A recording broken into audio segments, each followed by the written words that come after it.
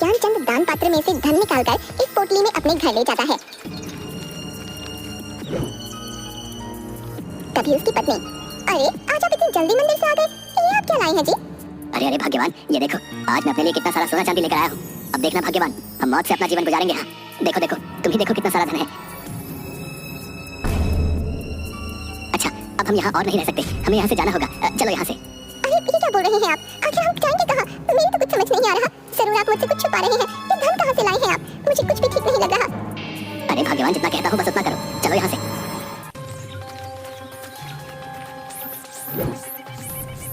थोड़ी दूर चलने पर वो एक जंगल में पहुंचे, जहाँ उसे एक घास से बनी झोपड़ी दिखाई दी। अरे देखो भाग्यवान, वो सामने झोपड़ी है। चलो चलो, आज रात हम उस झोपड़ी में काट लेंगे, सुबह होते ही यहाँ से निकल जाएंगे। ठीक है जी, जैसा आप ठीक समझें। तभी दोनों उस झोपड़ी के अंदर जाते हैं। झोपड़ी में एक तरफ आग जल रही होती है और एक जगह कुछ जानवर की हड्डियां पड़ी होती हैं, जिसे देखकर ज्ञानचंद की पत्नी थोड़ी डर जाती है। देखिए जी, मुझे ये झोपड़ी सही नहीं लग रही। देखिए ना, यहाँ जानवर की हड्डियां भी बिखरी पड़ी हैं। नहीं नहीं, चलिए आप यहाँ से। अरे भाग्यवान, अब इतनी रात को हम आखिर कहाँ जाएंगे? भाग्यवान, कहीं ऐसा ना हो कोई हमसे हमारा ये धन छीन ले। नहीं नहीं, मैं ऐसे नहीं होने दे सकता, हमें आज रात यहीं रुकना होगा। अच्छा ठीक है जी, आप मेरी सुनते ही कब है, जैसा आप ठीक समझें। जिसके बाद वो दोनों उसी झोपड़ी में सो गए। तभी वहाँ पर एक भयानक दिखने वाला खूंखार नरभक्षी आता है, जिसके हाथ में अलग अलग जानवरों का मांस होता है। अरे बाबा, आज तो पेट भरकर भोजन मिला है। हाँ, आनंद आ गया।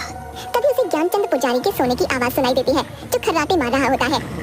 अरे ये किसकी आवाज़ें आ रही हैं? कौन है यहाँ? तभी वो देखता है पुजारी और उसकी पत्नी उसकी झोपड़ी में जमीन पर सो रहे होते हैं। अरे बाबा, आखिरकार मेरे लिए नया भोजन आ ही गया। बहुत दिन हो गए किसी इंसान का मांस नहीं खाया, और अब नर और मादा दोनों इंसानों का मांस खाने को मिलेगा। वाह। ज्ञानचंद और उसकी पत्नी की नींद खुल जाती है। वो दोनों उस नरभक्षी को देखकर हैरान हो जाते हैं और बुरी तरह डर जाते हैं। मैं तुम दोनों को खा जाऊंगा, आज मेरे पेट को भरपूर शांति मिलेगी।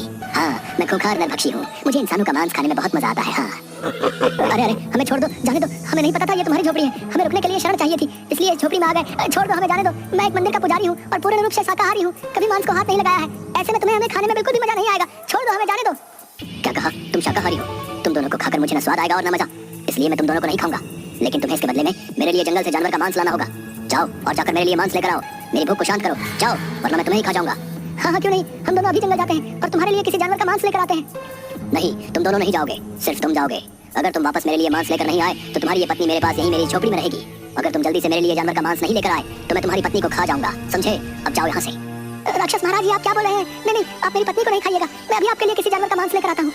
मैंने तो पहले ही कहा था कि झोपड़ी मुझे सही नहीं लग रही, लेकिन आपके धन पाने के लालच में हमें इतनी बड़ी मुसीबत में डाल दिया। अब इस नरभक्षी के लिए किसी जानवर का मांस लेकर जल्दी आइएगा, वरना ये नरभक्षी मुझे खा जाएगा। नहीं नहीं भाग्यवान, तुम चिंता मत करो, मैं जानवर का मांस लेकर जल्दी ही वापस आ जाऊंगा। जिसके बाद वो जंगल जाता है। जंगल में थोड़ी दूर चलने पर वो देखता है एक भालू का छोटा बच्चा मरा हुआ पड़ा है, जिसे कुछ चील कौवे नोच रहे थे। अरे अरे, ये भालू का बच्चा तो मरा पड़ा है, मैं ऐसे ही उस नरभक्षी के पास ले जाता हूँ। जिसके बाद वो उस भालू के बच्चे को अपने हाथों में उठाकर उस नरभक्षी की झोपड़ी में आता है। तभी ज्ञानचंद देखता है कि उसकी पत्नी नीचे जमीन पर पड़ी हुई है और नरभक्षी बड़े मजे से उसके शरीर का मांस नोच नोच कर खा रहा है। ये देखकर ज्ञानचंद हैरान रह जाता है और जोर जोर से रोने लगता है। हाय हाय कपटी नरभक्षी, ये तूने क्या किया? तू मेरी पत्नी को ही खा गया। अरे मैं तो तेरे लिए जानवर का मांस लेकर आया हूँ, लेकिन तुझे जरा भी सब्र नहीं हुआ, मेरी पत्नी को ही मार डाला। तुम्हें आने में इतनी देर कैसे हो गई? मुझसे अपनी भूख सहन नहीं हुई, इसलिए मैंने तुम्हारी पत्नी को ही खा लिया। ये मैंने क्या कर दिया? मुझे माफ कर देना भाग्यवान, मैं तुम्हारे प्राण नहीं बचा पाया, माफ कर देना। न मैं मंदिर से धन चुराता और न हम यहाँ इस जंगल में आते, मेरे लालच ने मुझसे ये क्या करवा दिया। हाँ, आज के लिए इतना भोजन ठीक है, चलो अब थोड़ा विश्राम कर लेता हूँ। हाँ। जिसके बाद वो अपनी झोपड़ी में सो जाता है। तभी ज्ञानचंद रोते हुए अपनी पत्नी की हड्डियों को उठाता है और जंगल की ओर चल देता है। वो अपनी पत्नी की हड्डियों को लेकर जंगल में जाता है और एक विशाल पेड़ के नीचे बैठ जाता है और रोने लगता है। मुझे माफ कर देना भाग्यवान, मेरे लालच ने तुम्हारी ये दशा कर दी है, मुझे बहुत पछतावा है, भगवान मुझे माफ कर देना। तभी उसे रोते देख पेड़ पर से एक गिद्ध की आवाज आती है। क्या हुआ है तुम्हें? तुम क्यों रो रहे हो? ये मेरे सोने का वक्त है, लेकिन तुम मेरी नींद में बाधा डाल रहे हो। ज्ञानचंद उसे देखकर थोड़ा डर जाता है। उस खूंखार नरभक्षी ने मेरी पत्नी को मार डाला, अब मैं क्या करूंगा? मेरी प्रिय पत्नी मुझे छोड़कर चली गई है, अब भला मैं जीवित रहकर क्या करूंगा? अब मैं भी मर जाना चाहता हूँ, मैं खुद ही उस खूंखार नरभक्षी को अपने आप को समर्पित कर दूंगा, अब मैं जीना नहीं चाहता। उस खूंखार नरभक्षी ने तुम्हारी पत्नी को भी मार डाला है। इस खूंखार नरभक्षी का आतंक तो इस जंगल में बढ़ता ही जा रहा है, जिसकी वजह से अब इस जंगल के जानवर पूरी तरह से खत्म होने को हैं। वो एक खूंखार नरभक्षी है, लेकिन मैं इसमें तुम्हारी सहायता कर सकता हूँ, तुम्हारी पत्नी फिर से जीवित हो जाएगी। ज्ञानचंद ये सुनकर थोड़ा खुश हो जाता है। क्या सच में तुम सच बोल रहे हो? क्या मेरी पत्नी फिर से जीवित हो सकती है? तुम कौन हो? आखिर मेरी पत्नी कैसे जीवित हो सकती है, बताओ मुझे। मेरा नाम गरुड़राज है। मेरे पास दैविक शक्तियां हैं, इसलिए वो खूंखार नरभक्षी मुझे कुछ नहीं कर सकता। तुम्हारी पत्नी का जीवित होने का सिर्फ एक ही रास्ता है, जिस पर चलकर ही तुम अपनी पत्नी को जीवित कर पाओगे, लेकिन वो रास्ता बहुत कठिन होगा। गरुड़राज, आखिर क्या है वो कठिन रास्ता? मुझे बताओ, मैं अपनी पत्नी को फिर से जीवित करने के लिए किसी भी कठिन रास्ते पर जाऊंगा। इस जंगल के उस पार एक गुफा है, जिसमें एक बहुत ही महान तपस्वी देवराज रहा करते हैं। तुम्हें उनसे मिलना होगा, वही तुम्हारी पत्नी को फिर से जीवित करने की राह दिखाएगा। लेकिन देवराज तपस्वी किसी भी इंसान को अपनी गुफा में इतनी आसानी से आने नहीं देता। तुम्हें उससे मिलने के लिए कई चुनौतियों का सामना करना पड़ेगा। गरुड़राज, मैं जरूर उस गुफा में उस महान तपस्वी के पास जाऊंगा, चाहे फिर मुझे कितनी ही मुश्किलों का सामना क्यों ना करना पड़े। तभी गरुड़राज उसे अपना एक पंख देता है। ये लो मेरा ये जादुई पंख, ले जाओ। जब तुम उस गुफा में मुश्किल में आओगे, तब ये मेरा जादुई पंख तुम्हारी सहायता करेगा। ज्ञानचंद वो पंख लेकर जंगल के पार वाली गुफा में जाता है।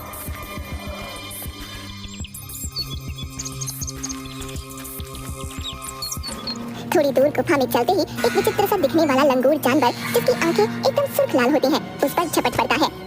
अरे कौन हो तुम? मुझे छोड़ो, छोड़ दो मुझे। तपस्वी देवराज की इस गुफा में आने की तुम्हारी हिम्मत कैसे हुई? मैं तुम्हें जिंदा नहीं छोड़ूंगा। क्या तुम्हें नहीं पता यहाँ कोई इंसान नहीं आ सकता? नहीं, मुझे छोड़ दो, मैं बहुत मुश्किल में हूँ। मुझे यहाँ गरुड़राज ने भेजा है, मुझे देवराज तपस्वी से मिलना ही होगा। मुझे आगे गुफा में जाने दो। ये सुनकर वो डरावना लंगूर उसे छोड़ देता है। ठीक है, मैं आगे देवराज तपस्वी से मिलने दूंगा, लेकिन इसके लिए तुम्हें एक चुनौती से गुजरना होगा। इस गुफा में आगे जाने के 2 रास्ते बताऊंगा। तुम्हें अपनी बुद्धि से सही रास्ता चुनना होगा, लेकिन याद रखना, अगर तुमने गलत रास्ता चुना तो तुम देवराज तपस्वी से कभी नहीं मिल पाओगे। ठीक है, मुझे आपकी ये चुनौती मंजूर है। जिसके बाद डरावना लंगूर अपनी आंखों की शक्ति से वहाँ 2 रास्ते बना देता है। एक रास्ते पर बहुत रोशनी होती है और दूसरे रास्ते पर बहुत अंधेरा, जिसमें सिर्फ आग की मशालें जल रही होती हैं। ये देखकर ज्ञानचंद सोच में पड़ जाता है। कुछ देर सोचने के बाद मैं अंधेरे का रास्ता ही चुनूंगा, क्योंकि अंधेरे के बाद ही जीवन में उजाला होता है, और मुझे अपने जीवन में उजाला करने के लिए अपनी पत्नी को जीवित करना है। मुझे देवराज तपस्वी इसी अंधेरी राह पर मिलेंगे। डरावना लंगूर ये सुनकर थोड़ा खुश हो जाता है। बहुत अच्छा जवाब दिया तुमने। तुम्हारी राह इसी अंधेरे रास्ते से होती हुई उजाले की ओर जाती है। तुम्हें ऐसे ही अपनी बुद्धि और विवेक का इस्तेमाल करना होगा। अब तुम जाओ। ज्ञानचंद अंधेरे रास्ते की ओर बढ़ता है। तभी थोड़ी दूर पर वो देखता है एक बहुत बड़ी शिला दिख रही है। ये क्या? गुफा में आगे जाने का तो कोई रास्ता ही नहीं दिखाई दे रहा। वो उस शिला के पास जाता है। इतनी बड़ी शिला, आखिर इसका क्या मतलब हो सकता है? लगता है शिला के उस पार ही मुझे देवराज तपस्वी से मिलने का रास्ता मिलेगा। तभी ज्ञानचंद उस शिला को हटाने की बहुत कोशिश करता है, लेकिन वो अपनी जगह से टस से मस नहीं होती। तभी उसे शिला के उस पार एक आवाज सुनाई देती है।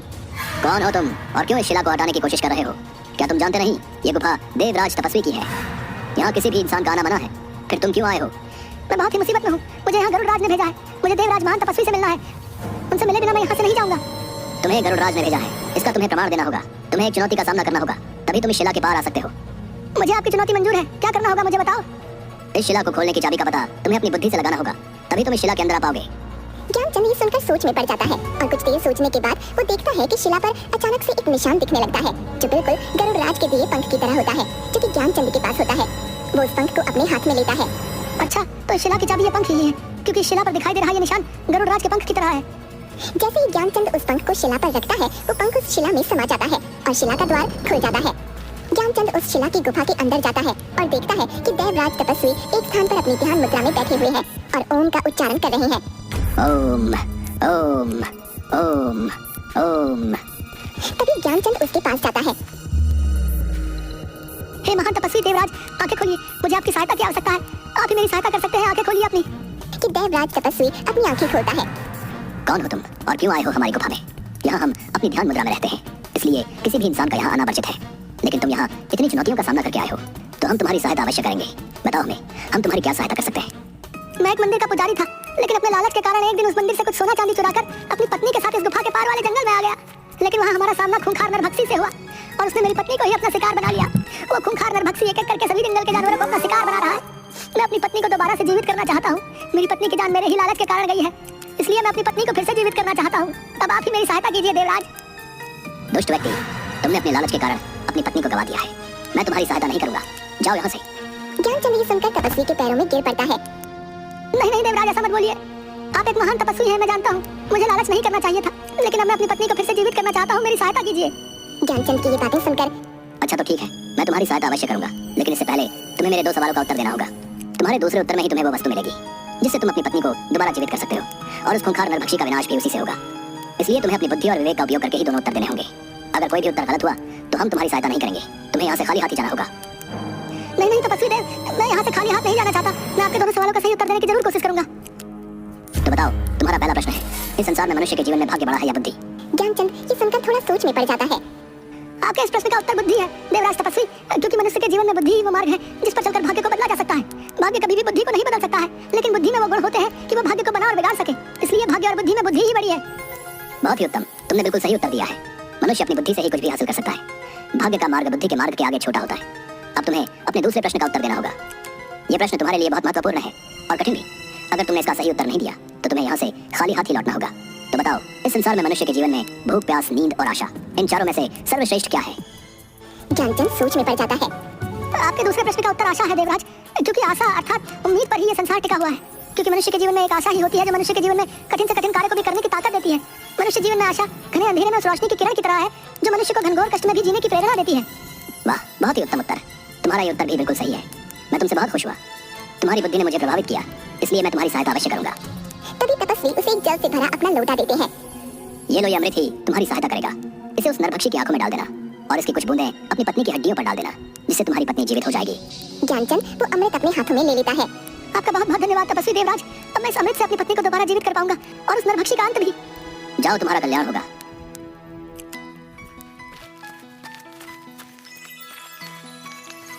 जिसके बाद ज्ञानचंद अमृत लेकर उसी जंगल में जाता है। तभी उसे वो नरभक्षी मिलता है। नरभक्षी ज्ञानचंद के हाथ में वो अमृत का लोटा देख लेता है। अच्छा, तो तू उस तपस्वी देवराज के पास गया था। उसने ही तुझे मेरे अंत का रास्ता बताया होगा। लेकिन मैं ऐसा नहीं होने दूंगा। मैं तेरे सामने ही नहीं आऊंगा तो तू मेरी आंखों पर ये अमृत भी नहीं डाल पाएगा। लेकिन मैं तुझे जिंदा नहीं छोड़ूंगा। हाँ, मैं तुझे भी खा जाऊंगा। और नरभक्षी ज्ञानचंद को अपने दांतों से उसकी गर्दन से पकड़ लेता है। तभी वहाँ गरुड़ राज पेड़ से खूंखार नरभक्षी के ऊपर छलांग मारता है और नरभक्षी ज्ञानचंद की गर्दन को छोड़ देता है। ये तूने अच्छा नहीं किया गरुड़, मैं तुझे भी जिंदा नहीं छोड़ूंगा। आज तुम दोनों को खाकर ही मैं अपनी भूख मिटाऊंगा। हाँ, कि तभी अचानक से ज्ञानचंद अपने हाथ में उपस्थित अमृत खूंखार नरभक्षी की आंखों में डाल देता है। अमृत डालते ही वो नरभक्षी जोर जोर से चिल्लाने लगता है और देखते ही देखते जलकर भस्म हो जाता है। जिसके बाद ज्ञानचंद और गरुड़ की आंखों में थोड़ी खुशी दिखाई देती है। नरभक्षी का तुमने अंत कर दिया है। वाकई तुम बहुत बहादुर निकले। अब जाओ और अपनी पत्नी की हड्डियों पर इस अमृत की बूंदें डाल दो। जिसके बाद ज्ञानचंद अपनी पत्नी की हड्डियों पर उस अमृत को डाल देता है। जिसके बाद उसकी पत्नी दोबारा जीवित हो जाती है, जिसे देखकर ज्ञानचंद खुश हो जाता है। आखिर तुम फिर से जीवित हो ही गई भाग्यवान। तुम मेरे पास दोबारा लौट आई हो। मेरे लिए इससे बढ़कर और कुछ भी नहीं। लेकिन ये सब कैसे हुआ जी? मुझे तो उस खूंखार नरभक्षी ने मार डाला था, फिर ये सब कैसे हुआ? जिसके बाद ज्ञानचंद अपनी पत्नी को सारी बात बताता है। आप तो सच में एक बहादुर इंसान निकले जी। आपने लालच में जो पाप किया था उसकी सजा आपको इस रूप में मिली जी। आपके लालच ने मुझे सदैव के लिए आपसे दूर कर दिया था, लेकिन आपके पश्चाताप पर मुझे दोबारा जीवित करने की इच्छा ने मुझे फिर से आपके पास वापस ला दिया है। अब आप कभी भी लालच की झांसे में मत आइएगा। हाँ, नहीं भाग्यवान, मुझे समझ आ गया है। मनुष्य को लालच सिर्फ विनाश की ओर ही ले जाता है।